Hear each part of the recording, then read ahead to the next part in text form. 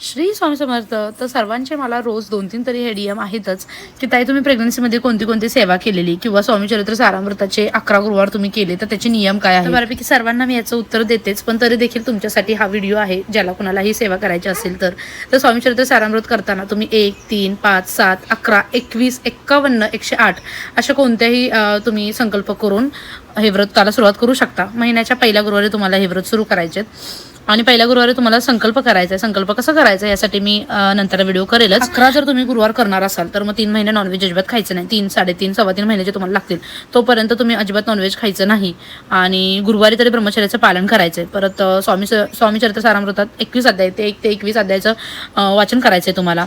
परत रोज तुम्हाला 11 वेळा तारक मंत्र किंवा 1 वेळा किंवा 11 वेळा जप किंवा तुम्ही 1 वेळा हे करू शकता.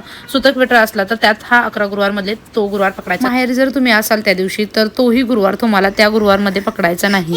परत परान्न वर्ज करायचे. निदान गुरुवारी चरित्रसारखं एवढं कडक पाळायचं नाहीये तुम्हाला, पण ज्या दिवशी गुरुवारी तुमचा उपवास आहे त्या दिवशी तरी तुम्ही परान्न वर्ज करायचे. आणि जरी तुम्ही चुकून कुठे बाहेर गेलाच आणि तुम्हाला जर परान्न खावं लागलं तर तुम्ही गायत्री मंत्र म्हणायचा आणि मग नंतरला तुम्ही ते जेवण करू शकता. हेच नियम आहेत जे की मला माहीत आहेत.